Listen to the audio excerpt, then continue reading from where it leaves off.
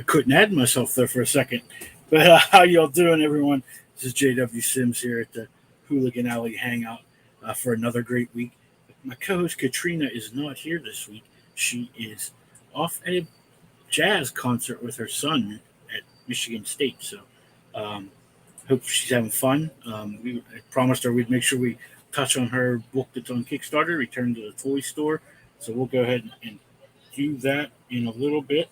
And let me just make sure we're broadcasting out so I can see comments and all that stuff, because Facebook for some reason doesn't like to do it on its own.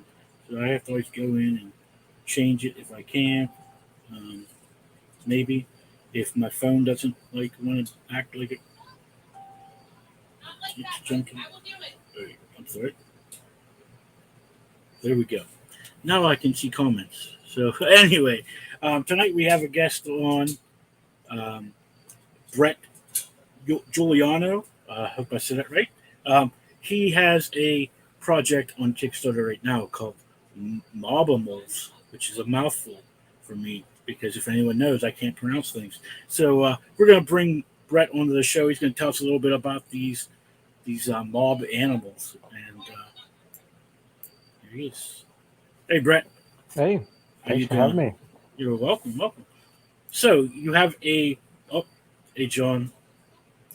You have a project on Kickstarter right now called Mobimals, and I guess it's a mashup between mobsters and animals. Is that like the best way to explain it? Yes. So Mobimals is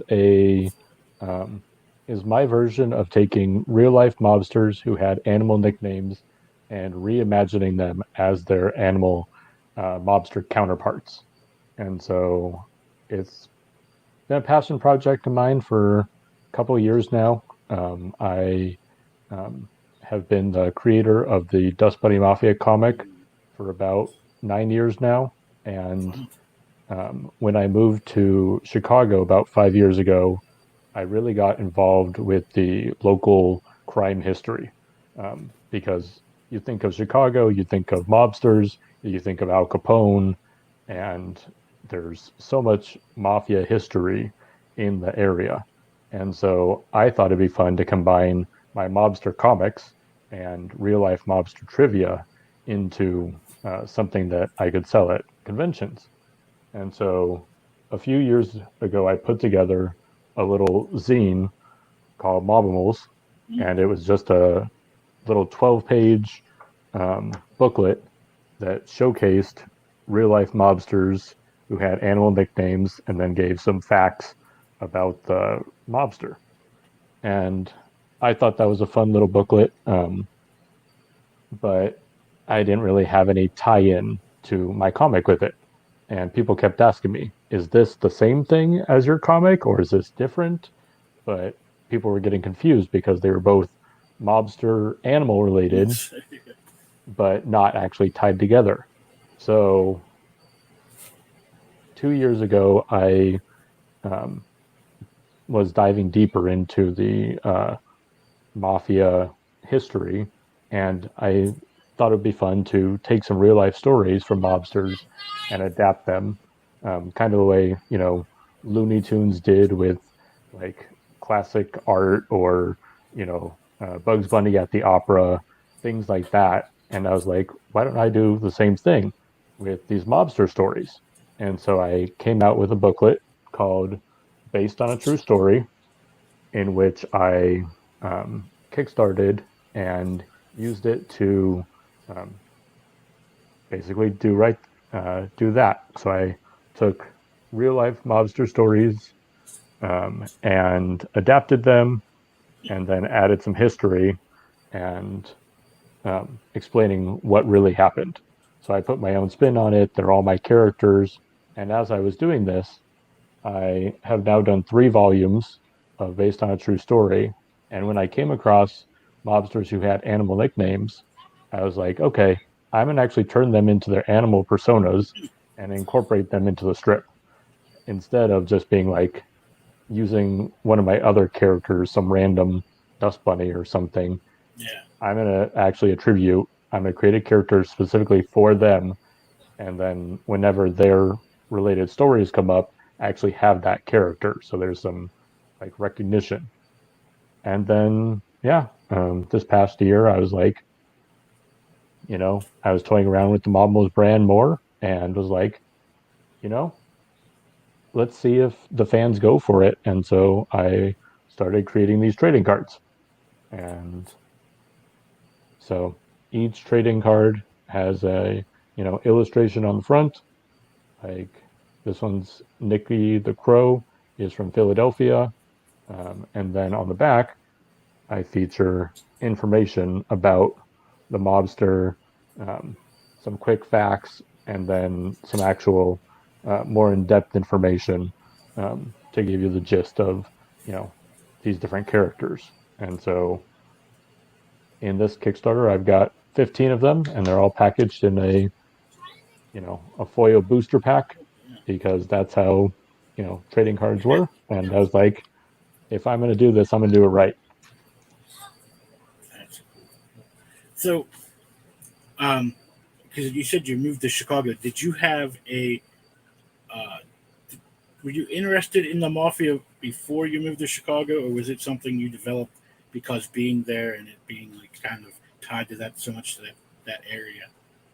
I definitely had the interest before. I was creating my comic, the Dust Bunny Mafia, on its own.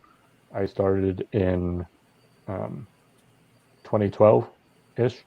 Um, and so 2013 is when I really started to actually publish strips, but I was kind of just doing my own thing with the comic. I didn't have anything that was specifically tied to the true stories. Um, I was just kind of making my own comic and going at it.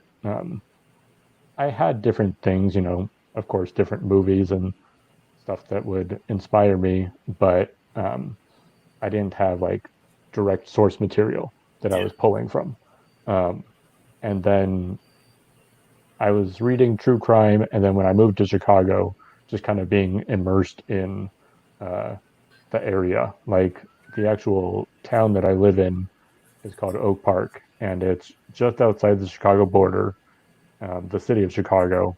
And that's actually a strategic move because a lot of famous mobsters from Chicago had houses in Oak Park and River Forest, some of the little towns nearby, because they were outside the jurisdiction of the Chicago police. And so if they were, just across the street, they yeah, were kind of free to do their own. Um, and so definitely being here kind of spurred on my interest. yeah. I can understand that. Oh, my brain, but because you had mentioned you of course. So, what is your favorite mafia movie? I'd probably have to go with Godfather. Just Godfather Part One. It was so memorable and classic. Um, Not to mention, it actually played a huge role in the actual like mobsters that were alive and active at the time.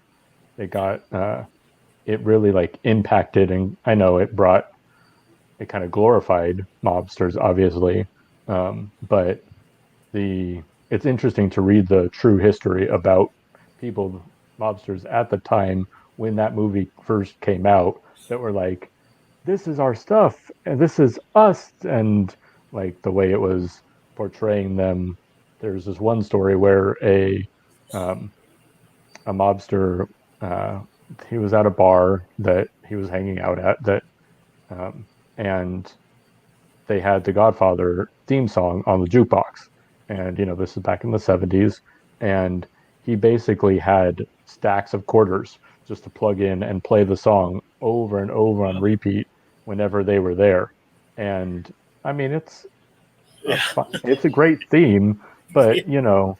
I hearing a get 3-minute song for 5 hours, it wears yeah, on you. Yeah. yep. Oh man, that's great. Um, yeah, I'm telling you, my brain is just fried today. Um, but we'll go ahead and I'm going to bring up the campaign just so we can show everybody um, what about it and all that good stuff. So bear with me a second while I try to remember how to do this. Where the heck? Oh, there it is. Yeah. Only been like 10 or 11 months. Eventually I'll remember how to do it.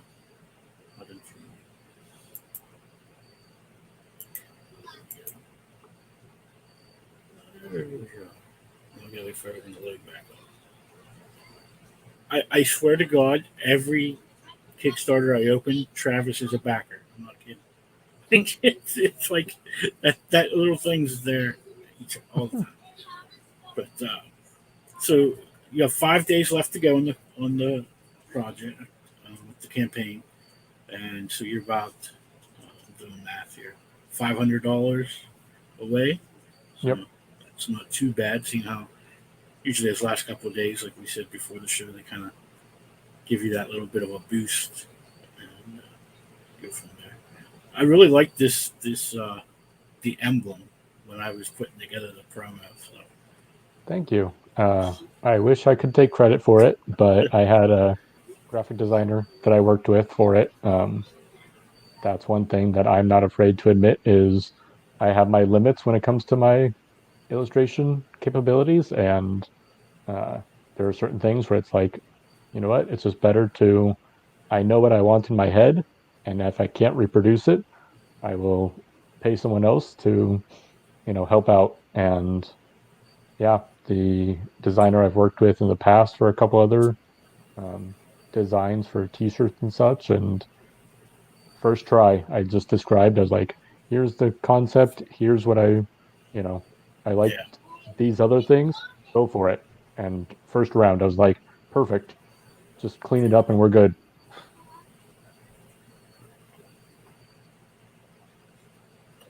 Gotta have the picture of the Al Capone grave. I guess I should read that. Former House of Sam Momo. How do you pronounce his Gincana. last name? Gincana. Yeah, he was a outfit boss, Chicago mob boss during the 50s and 60s. He's actually very well known for supposedly working on an assassination attempt on Fidel Castro in Cuba and having some face-offs with the Kennedy brothers. Um, so, And then this is like a couple examples of your characters. There's yep. Tony the Ant. I really can't see it. So it's Tony the Ant and And Bugsy Siegel. Oh, yes. I like those are neat. Did you try to like capture something from the actual real person to be like in the characters? Depends. Sometimes yes. I mean, yeah, I generally try and find one or two things that I can kind of incorporate into it. Like Bugsy Siegel was a very snazzy dresser, and Yeah. so and he was kind of like the original like Hollywoodized glamour Yeah. when it came to mobsters, and so um, in my comics when I feature him, he's got a full vest on, and it matches his fedora and everything. He's when he takes off his hat, he's got slick backed hair like the '40s era, Yeah. celebrities. So, um, and then like with Tony the Ant, I kind of made him a red ant, like a fire ant, because he had a hot temper. No. So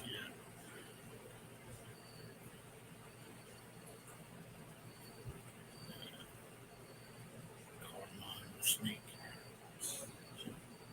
And this is just telling a little bit of history. That's the zine that you made, right?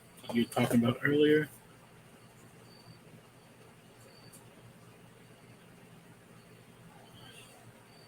Sammy the Bull.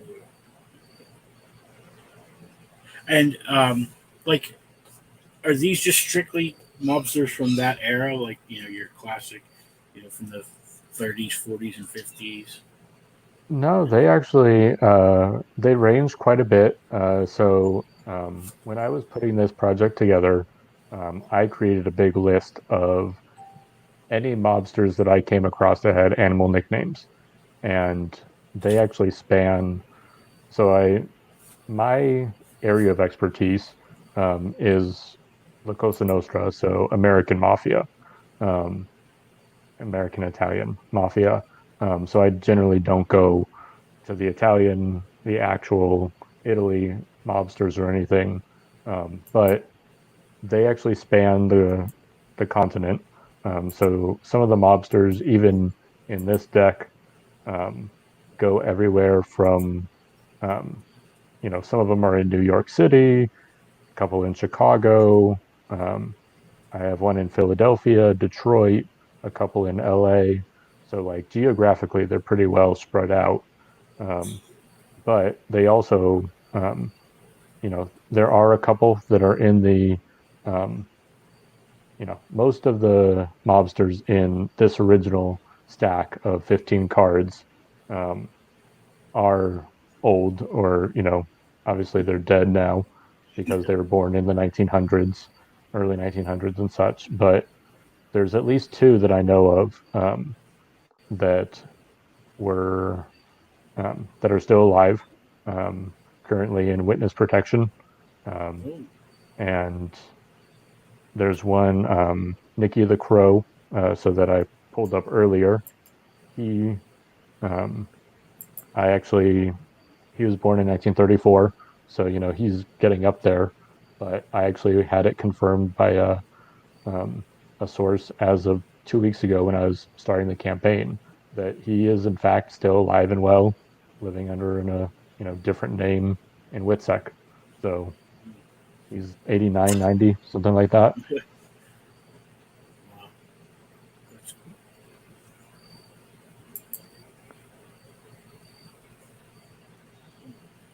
So you said there's 15 different cards in the set, right? In that first set. Yep. And so when you back it, you get all 15 cards. So- And you said it's limited to like 250 at most, 250 sets. Yes. So right now the plan is to, assuming it funds, I will make the call depending on the final numbers, whether I do 150 or 250 decks. Um, and then at that point, I will, of course, give the Kickstarter backers their first dibs and then kind of take it to conventions and have it up in my online store for anyone else that wants to buy it after the Kickstarter is fulfilled. And so after that, I plan on, doing more sets of these. And so at some point, if all things go well, I will have like 6 or 7 sets of these cards. And then at that point, I will start mixing them. So, and then certain ones that were, earlier in the series are more high profile mobsters like Lucky Luciano and Mad Dog Cole, people that uh, are more famous, I will kind of keep and start releasing more of, Yeah. mixing the different So you've ones been and making kind of like regular more trading cards. exclusive. How like some of the bigger name cards are, they're not inserted in packs as frequent as like your common cards. Yeah, exactly. So that's the long term goal. So Oh, and here's the list of the ones we get in the first series.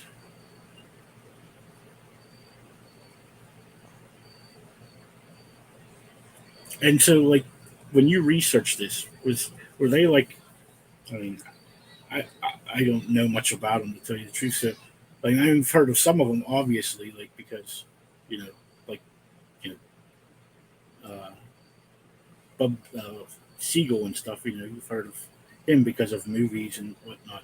But when you did research, like, where is this just like readily available? Like, you just like mobsters with animal names, like go on Google, like surprisingly, some of that information is kind of available pretty easily. But for the most part, no. So like you can find like Tony the Ant is another one. He's not featured in this one, but I have him displayed on the page. and different things, and I reference him in my comics. He had movies made about him, specifically Goodfellas. Mm-hmm. Um, um, Joe Pesci played a character very similar to him in that movie, but actually, the movie I should have said was Casino. That Yeah. was so that one was actually featuring Tony Spilotro, Tony the Ant, um, and Joe Pesci. You know, similar character, even though they're two Yeah. different mobsters. Um, but yeah, I mean, I am a input junkie when it comes to researching, and so when I find something that fascinates me, I will go, knee deep and try and find anything I can about them. And so when I moved to Chicago, I think I really kind of noticed that there was, you know, that little booklet that I did. There were at least 10 mobsters right away that I knew Yeah. that had animal nicknames. And so I drew that connection and I'm like, I do a mafia themed comic with animals. Why So, not, put it together? But yeah, a lot of the time I just will see a name or hear a name in a podcast and I'm like, I got to write this down. I'll make myself a note and then I'll come back to it later. And I've got this big spreadsheet um, that's probably got about 85 or 90 mobsters with animal nicknames. And then I just kind of go from there, trying to Google's my friend. mhm. And And these are all American mobsters. We're not going like back to Italy yep, and take Charlie Bats. Those are neat. And they're just standard trading card size, I take it. yeah. So they're trading card, poker card, you know, Yeah. size. They've got the rounded corners and everything. So all of those, as you can see, are real life shots. So Yeah. I ordered a couple proofs, and I'm still uh, working on the deck. So I've actually gone through, I'm on my third round of prototypes Mm. because I found some things that I'm not satisfied with in some of the previous um, things, and so I am constantly tweaking it to try and make sure they're, you know, up to standard that I feel is quality for my backers. And it just there's some of the things I was talking about, like it's the card stock and all that. Nice. Is there any like I don't know, I think it probably maybe it's down here farther, but like stretch goals. Do you have it any to put in any special cards or like metal cards or anything like that? There's a potential. I'm kind of saving them to reveal until we get, if we get pretty Yeah. close, 95% or so, I'll probably start revealing them. I do have um, a plan for one of them is actually one of the rewards is um, a metal print, Mhm. aluminum print of Yeah. Joe Jelly, the jellyfish character that's been shown a couple of Oh times. yeah, it's like on the pack. Yeah, I think it's up here. so Yeah. um, yeah, so that guy I have a mock-up down below, but it basically has him on that background that's more exposed, and then I have the Mobimals logo overhead Mm. that I'm turning into a 5x7 aluminum print. Um, and if something like that goes well, I've looked into a couple stretch goals. Um, potentially for something like that, or using one of the Yeah. other cards. But right now, I'm just trying to pass the threshold, and then we'll see what time we have left.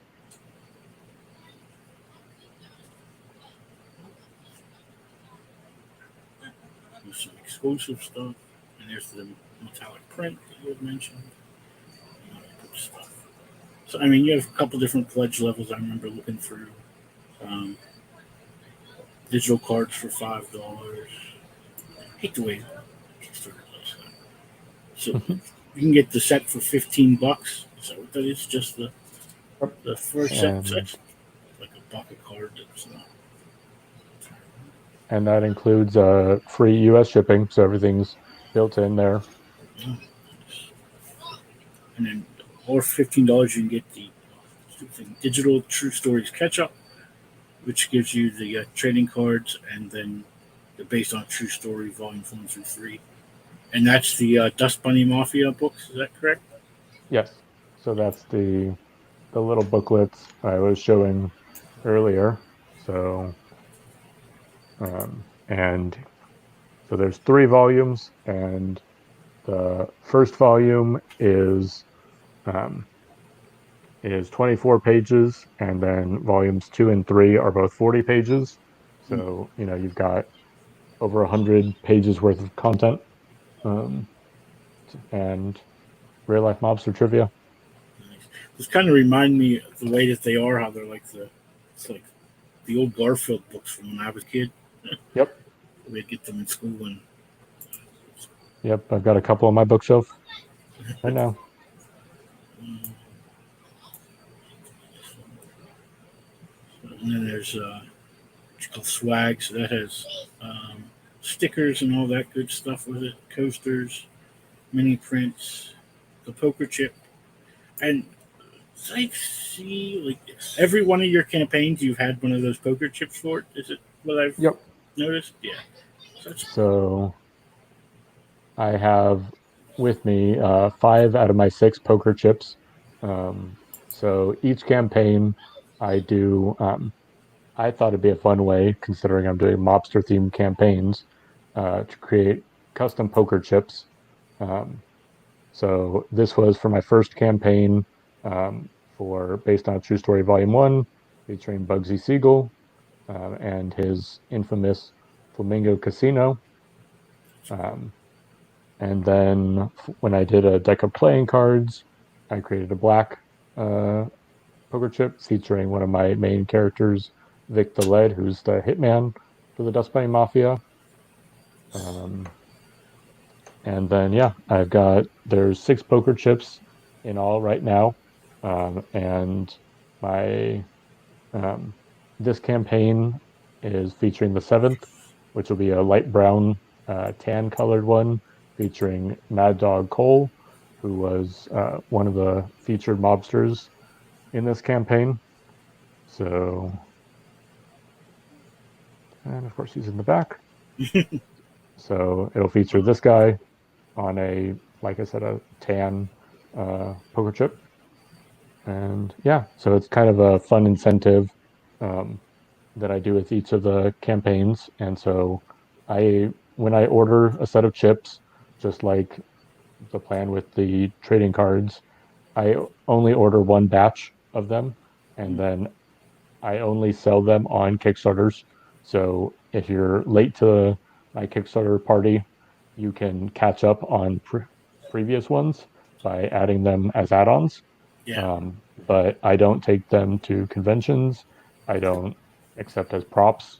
You can't buy one off me on my online store.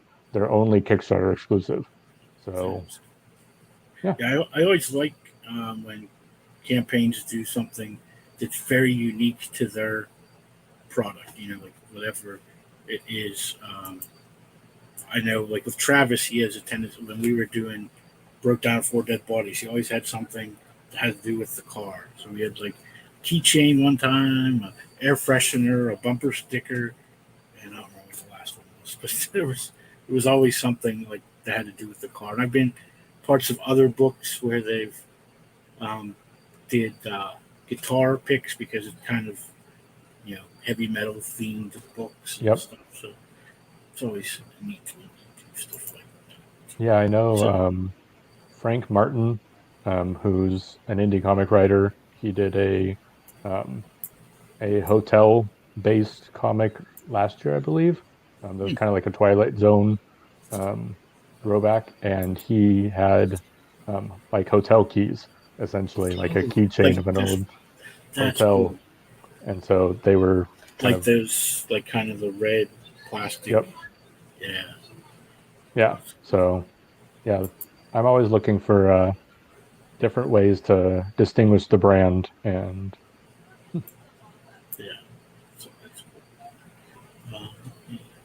Let's see if there was anything else. But that's cool. I'll probably have to get that because I like those weird things like that. So.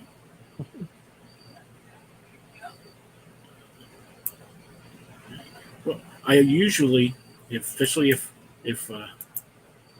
Katrina's here, she'd tell you.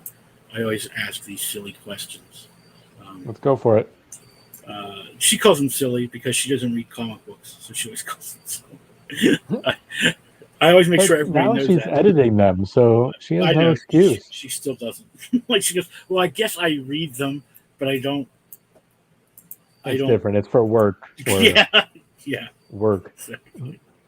Yeah, but so one question, which I probably think you already know, but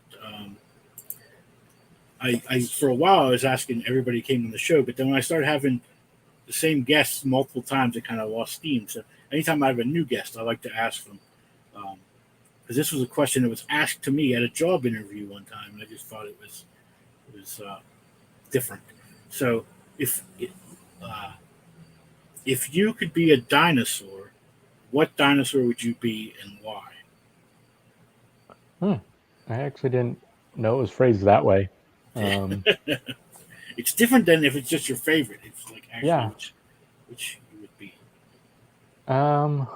Because I was actually doing some research earlier because I saw that meme going around Facebook about favorite dinosaur and not getting asked that when you're an adult. So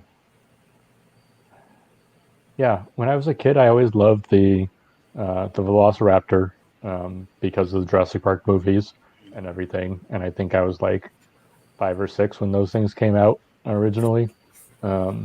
So it was just like, they were the star. But yeah, I still think so. My answer earlier online was I like the Compsognathus or the Compies, so the little scavengers. And I would probably still say that if I had to be a dinosaur, because they were kind of small and inconspicuous, but yet they were a good pack. They had a nice community aspect to them. So I would rather not be, something that's in your face per se. I'd rather kind of go with the crowd and. Yeah.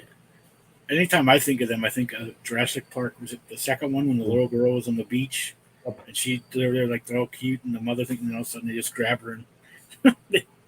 Yep, and then it cutscene. Yeah. Yeah. It's like, oh my god. Yep, exactly. I don't know what those are. It looks like a Brontosaurus and a T-Rex or something.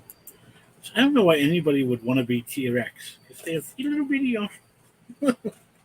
Not to mention, it's true what they say about the sight, where they didn't have good vision. So if you stopped moving, they couldn't find you. Yeah. So. Yeah. But obviously, one of the things that people know you for is your fedoras. All right. And we see a bunch of them on the hat rack back there behind you. How many fedoras do you own? Last I checked, I had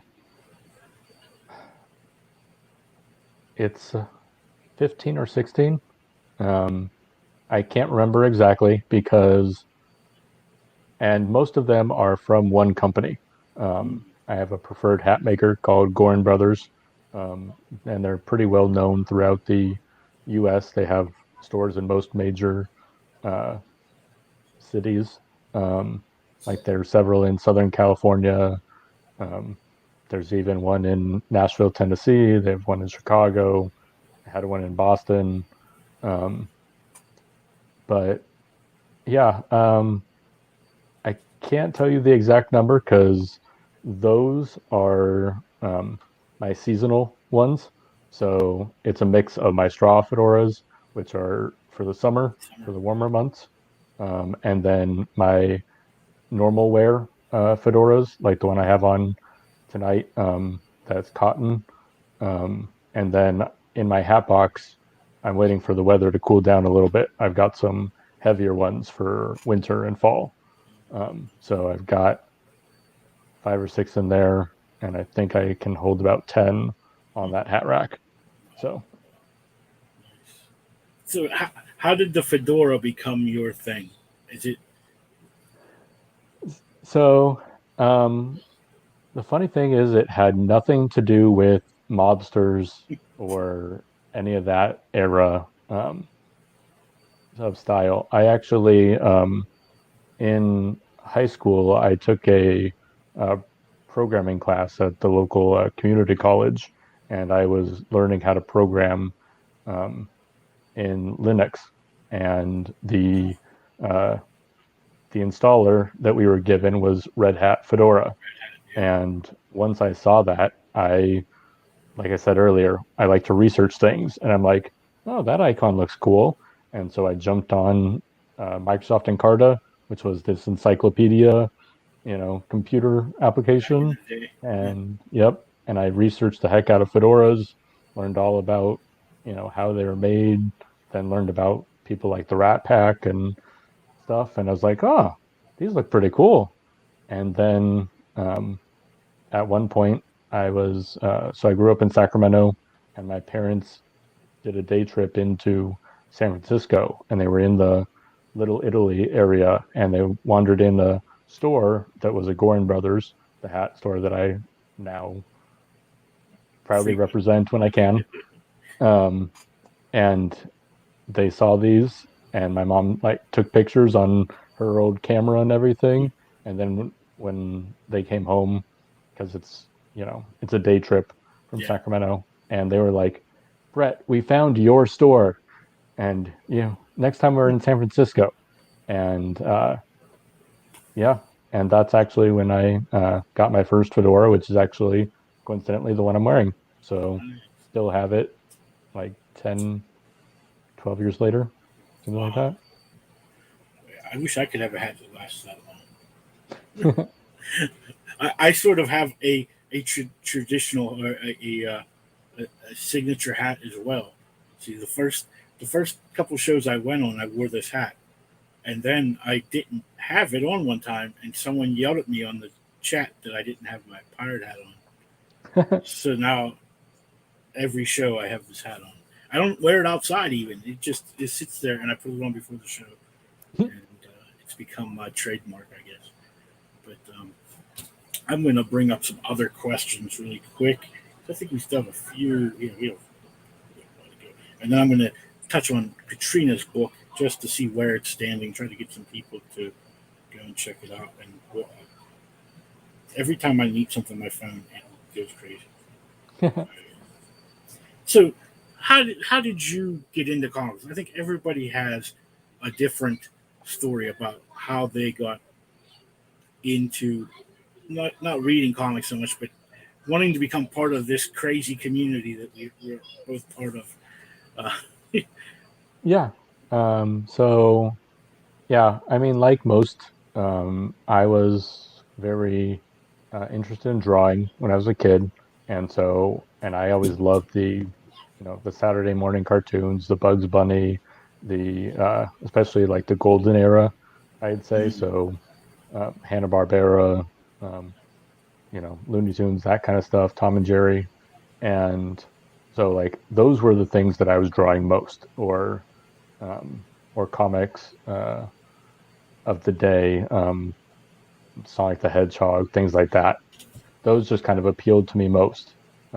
And originally, when I was a kid, I wanted to be an animator for Disney. That was my dream job. Um, Nothing ever came of that. I never really pursued art as a study in school or anything. I just kind of grew up, kept doodling, but didn't really pursue anything.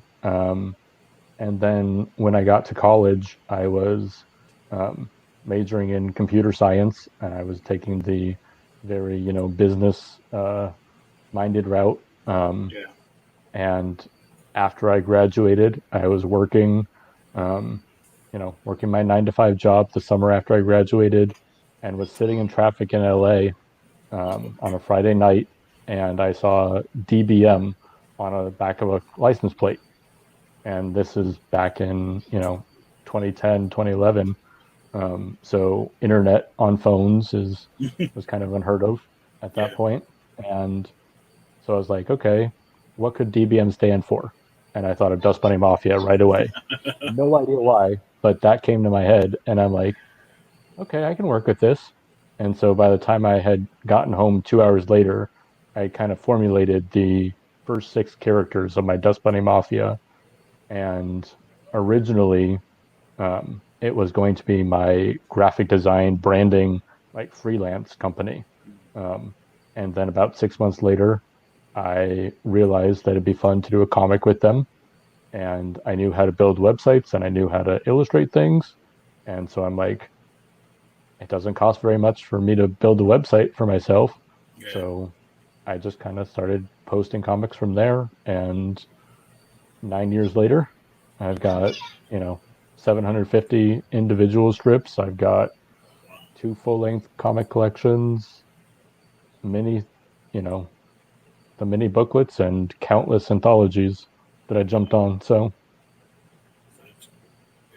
Yeah. My story is not that cool. Mine came out of necessity, kind of.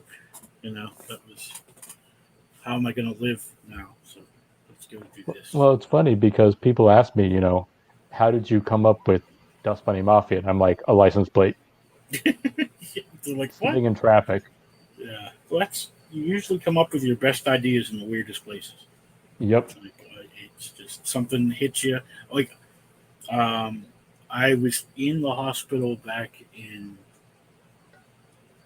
2015, I think it was, and I'd have surgery, and I had to have part of my foot amputated at that point. And I was on all these pain medication, and I just took a tablet and a pen, and I wrote like these 4 issues of this story. I haven't drawn yet because I'm trying to find someone to draw, but it's like I think it's like the best thing I ever wrote. But I was so up on pain medication, it's not funny. Like, so eventually I will put that out. But it's Yeah, I'd be interested to see. yeah, it's like one of because I'm usually known for superhero stuff. That's what and this one isn't. This is like a kind of sci-fi, what you call it, like a post-apocalyptic kind of story kind of thing. But it was interesting. I'm not like a normal writer. I don't like do the um, yeah, an outline and stuff. I kind of like just write as I go. Yeah. I mean, I have an idea where I want the story to go, but I kind of just feel for it as I write. So I can never do outlines. I don't understand those things. I have the artist mind, so I don't understand. And it's funny because Good. Yeah, I mean, I do the traditional-ish. So I do an outline, but it's more like, so when I'm doing my bigger Dust Bunny Mafia stories, I'm like, all right, here's the major theme, or here's the thing I want to accomplish. And here's, a couple of subpoints of what I want. I need these characters. I need this to happen. And then I'll kind of fill in a couple of the details, but like a 1-page outline with, Yeah. maybe 5 or 6 main events and then a couple of sub points, and I'll turn that into like 30 strips. And then it's just kind of like, all right, what do I need to do this strip to these strips? And how do I connect? And then I kind of fill it in from there.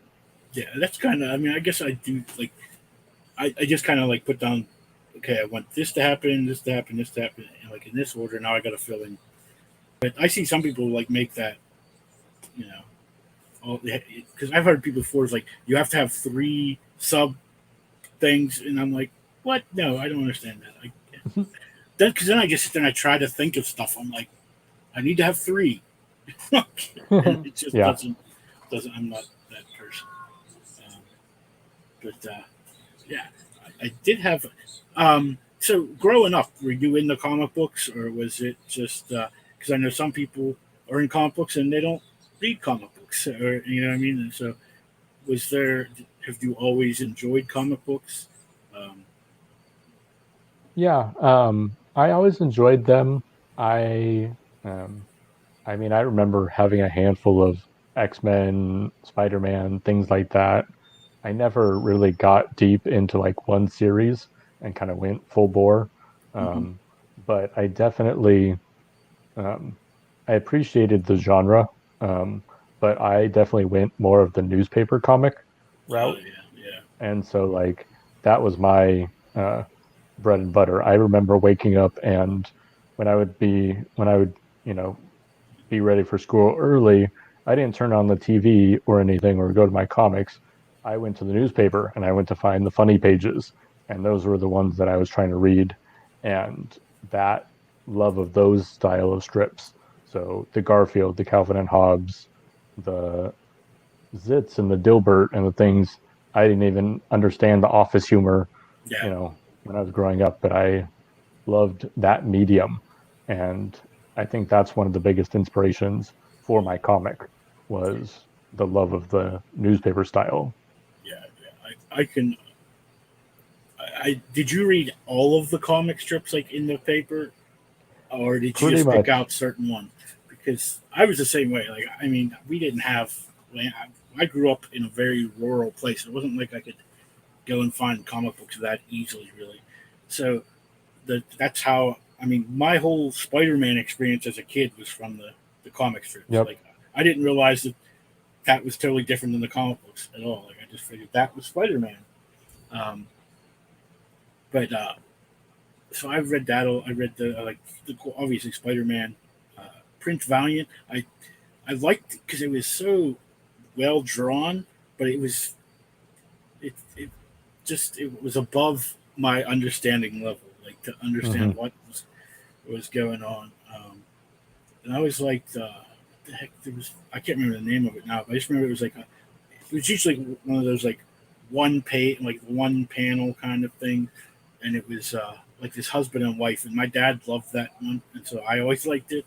When, I can't even remember the Yeah, I'm name of trying to remember because I can think of like Ziggy, which was one panel, but that was kind of like more amateurish. it. Yeah, And then of course there's the Far Side, but those yeah. were very offbeat. Maybe it was a three panel one. I just remember like it was this husband and wife. It kind of looked like Andy Cap in a way, but I don't remember. I just remember it was very Archie Bunker like. Not high and Mm, lowest, John. It was not high and lowest. yeah, I was But gonna say there's High and Lowest, there's Blondie, um, Blondie and Dagwood, and there's Pickles. That was like an old couple. yeah, Um, I can't think of. those are most of the husband and wife Yeah, until you actually add in kids. Um, yeah, and like there's a whole host Family of other strips. Circle. Yeah, I can't remember. I'd have to. I bet you I could look it up and figure it out. I can't offhand. I've had two brain surgeries, so a lot of things aren't stuck in there anymore. I get like little glimpses of stuff. Um, Well, when you remember, a week in that's what the it'll middle of the be. night, just text me or message me, and I'll be like, that's what it was. Yeah, because I used to just kind of pick my things up, and I loved the Sunday when the Sunday one came because you had mhm, like pages and pages of it, and it was in color for once. yep. And then you get out the silly putty and you make the copies of it, which kids today don't know what silly putty is. They sell it, but it's not the same. It's just Uh-uh. like slime. I always tell them they don't know what they're missing. But Yeah. yeah, later on I became a big comic book person, and that was like probably when I was in high school. I think. I mean, I always had comic books growing up because my mom would pick them up from the Goodwill store or whatever. Like she would just bring me home these random comic books all Mhm. the time. So it was just you never got a complete story. It was just like an issue here, an issue there. But you didn't know when you were that age. You're just whatever. It's Spider Man or it's Batman. Oh yeah. One of my favorite issues of the X-Men that I had growing up was it came from one of those mystery grab bags that was at the local card and comic shop. And Yeah. I never, we maybe went once a month or if that. And even though I wasn't in a rural town, it was just like, that's not a thing that we did. And That's it. yeah, The Lockhorns. I'm gonna have to look at that after. Um, Yeah. but yeah, I remember splurging my allowance on a like $3 mystery bag that had, Yeah. 10 comics or something, and it had everything from like Doom Patrol to, one of the X-Men. And I was like, it's got X-Men in it. Toss the rest of the bag till later. And then Do you remember what issue it was? uh, Or what the story was, at least? I remember that it had one of the pterodactyl people. Um, Sauron. yes. Yeah. So it was sometime, I'd probably say it's 95, 97, Mm, okay. So somewhere in there. Um, so, but yeah, I I, remember I, I yeah, yeah, the I go pterodactyl back. people. I go back a little bit farther than that. So it's like, which one? Because my first X-Men comic book, that was like, uh, I guess my first real superhero comic book. Because before that, I was a GI Joe guy. I just read GI Joe, and I mean that was in the '80s. So. But yeah, so I ended up getting an X-Men comic book just because I wanted a comic book, and we would go to this little grocery store by our house. They might have 4 or 5 different comic books, but most of them weren't like anything. Like they're little kiddie ones, so like Heathcliff or Hmm. like those Marvel Star comic books when they are out, Peter Porker, stuff like that. And so I got the GI Joe one I already had, so I was like, oh, I'll get this X Men. I don't even at that point I knew nothing about them. I always tell everybody my knowledge of X Men was Spider Man and His Amazing Friends, the one episode, and Pride of the X Men, that movie they made. It was like a pilot for the X Men cartoon that never got made. So that was it. Like, and so when I got this, only because I had Vision on the front, so I knew kind of Vision just from like Avengers at the time because I could see it. And then Spider Man was like the first picture. He's being crucified, kind of. He's like hung up, and his suit's all torn up, and he's all bloody. You see it from the back, and Hmm. he's hanging. And there's like all these other heroes and stuff that were like below him and looking up. I was like, oh, now I have to get this. I need to know what happened to Spider Man. But so that was like my first one, and I was hooked after that. So I haven't missed an X Men issue since then, which is Wow. bad because they were very bad for a while, like Mm. very bad. But uh, yeah, so, but we're gonna take just a quick look at. I want to see where hers is, and I gotta drop links. I haven't been putting the links in. Let me do that really quick too, because I get sidetracked, and usually other people do that for me, but she's not here tonight. So I'm gonna put this link. I gotta go to my Facebook too. I do not understand StreamYard because if I put the link in the chat, like I'm going to do now, it'll it'll post it to my other Facebook page, my the Hooligan Alley Hangout page, and my YouTube page, but it won't post it on my main Facebook page. So I literally have to go to the chat. I mean, to the show and drop it in there, which I don't even know where it's at because I'm I never update it. I mean, I never refresh my Facebook. So, um, yeah. So I'll have to do that in a second once it does that. But Katrina Rhodes, who is usually my guest, my co-host, she has a book out right now on, uh, Kickstarter. Yeah, I'm telling you what. And she does actual real. She's a real author, where she actually writes real books and with very few pictures. So I just want to take a look at it real quick because since she's not here to see where she's at, I'm going to refresh that because I've had it up for a few hours. It probably hasn't changed, but you never know. All right, so there's still 22 days to go, um, and she's at 378 of 1,000, so she's at like just about 38%. Um, as far as I'm not going to be good at telling you what this is about. I just know it's the second one of this. She had one, I guess it was called Adventures at the Toy Store or something, and it's kind of like these short child like stories for kids about the toys in this toy store to come alive. So I think kind of like Toy Story. It's kind of that kind of thing. Um, I'm not sure how many pages it is. I have some of her other books. I just wanted to let everyone know. I'm going to drop the link in the chat. So if anyone could want to go check that out. I believe she has, I think it's like, I think that's, yeah, that's mine. So for the digital, it's like $5. You can get her this book and her, I'm sorry, the last two books for $10. That's Tales from the Toy Story. From Toy Store and Appo's Army, which is about cats. So it was interesting. I have that book over there. And then, or if you just want the toys books, those are $10 digital. And then what's that? It's a digital copy of this book for $10. So you're better off to buy the other one because you get two of them. Well, I guess you didn't look through that. And then you can get all three books, digital copies for $15, or the two. I guess it's a print copy and the two digital for $20.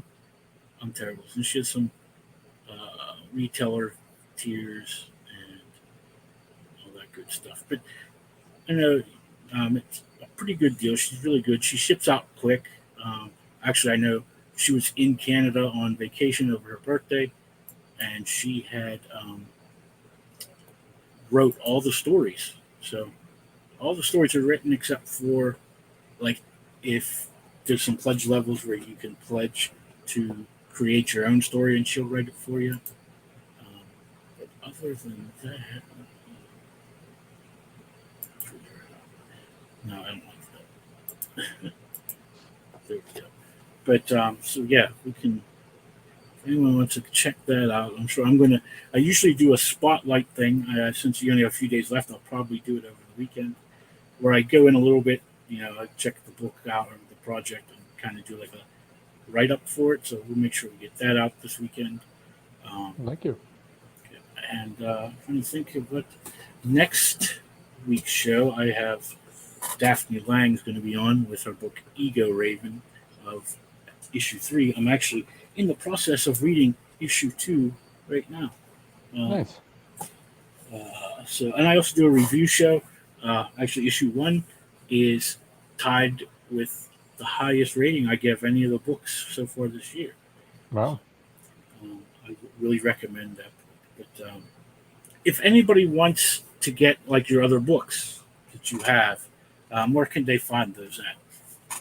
So I have my the little true story books actually included in pledge levels for the campaign right now. So if you want to go the digital route to save yourself some space on your physical bookshelves, for $15 you get digital trading cards and all 3 of these based on true story booklets in PDF form. Or for $30 you get the playing card, the poker chip, and all 3 physical copies with free US shipping. And then my full-length comic collections, I have 2 of them. I've got Meet the Family, which was my first comic collection, 132 pages, full color. It's got over 200 comics in it and a lot of back matter and exclusive content that you won't find anywhere else online. And then I've also got my second book, The Blind Tiger, which was a sugar ban prohibition style story. Also 132 pages, full color. It's got a 30 strip exclusive story in that book. And both of those you can find on my website, dustbunnymafia.com.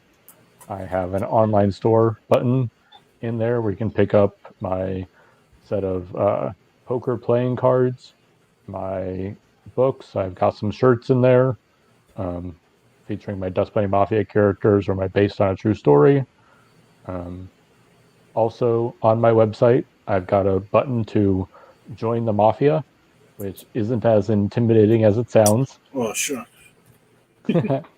which will add you to my email list, and you trade me your email, and I'll send you the first volume of Based on a True Story in a PDF form, and I will only spam you a few times, except when I'm doing a Kickstarter. Then no guarantees on the email counts. But and I've also got something fun on there called a mobster name generator on my website. Little program that I wrote that you put your first name, last name in, and it will run through a list of random names from real life mobsters and give you. I think I even hooked it up to have a position in the family. So yeah.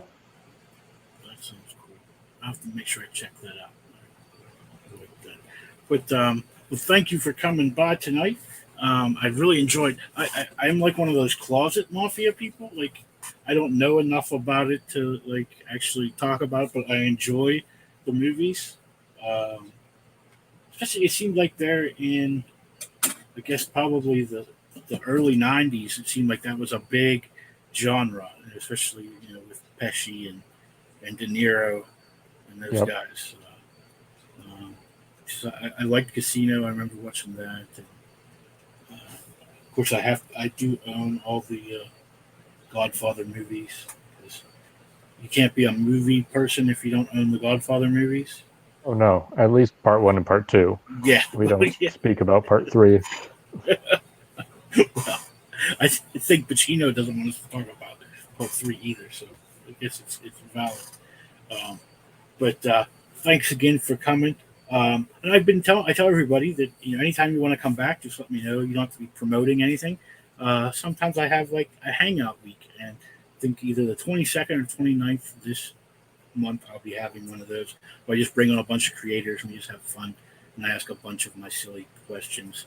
Um, what did John say? John said, "Greatest death scene ever." The toll booth, probably the toll booth scene in part one. That has to be the Yeah, I think what he's that. referencing there, unless he's talking about Luca Brasi, but that wasn't really shown. So Yeah, yeah.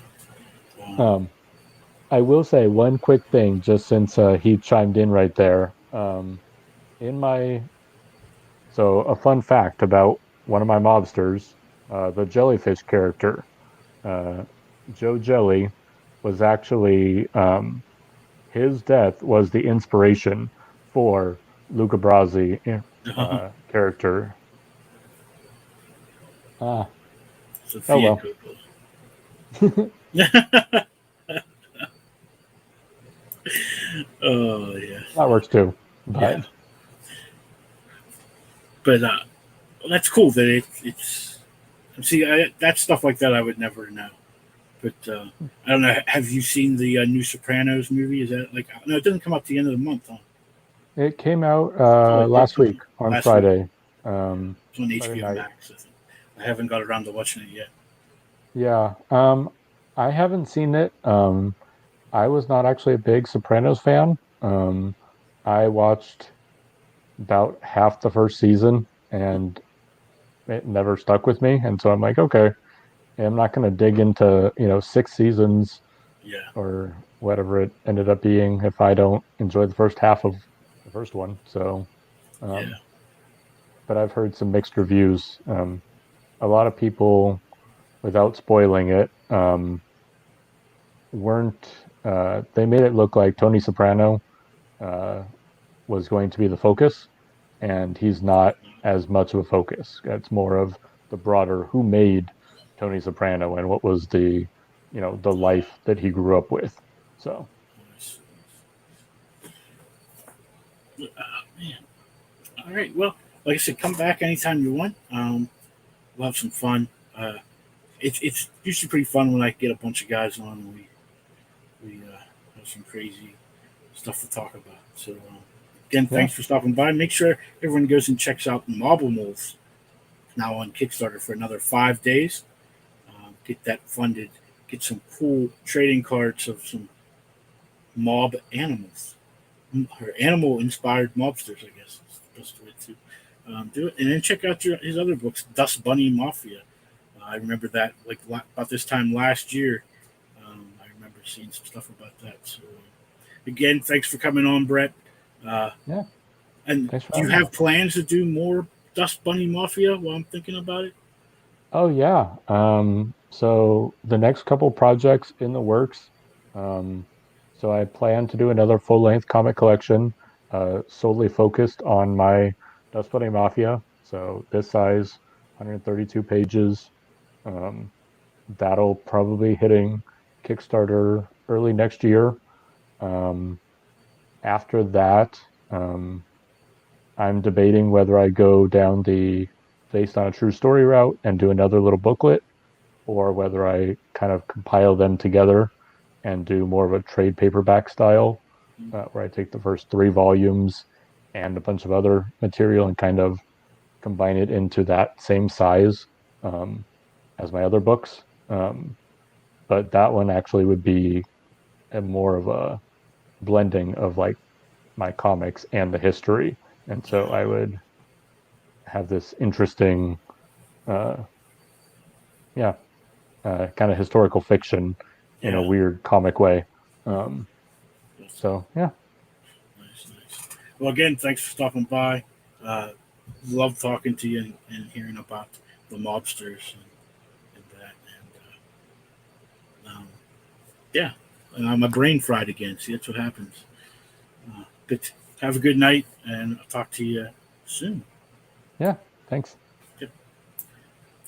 Well, that's it for tonight's show, guys. Make sure you go check out Mobimals. It's funding now on Kickstarter. Get yourself that first set of cards. The set's limited to set between 150 and 250 sets. So make sure you get on that Kickstarter and get it. You can get that set pretty reasonable price. And also make sure while you're there to check out Return to the Toy Store.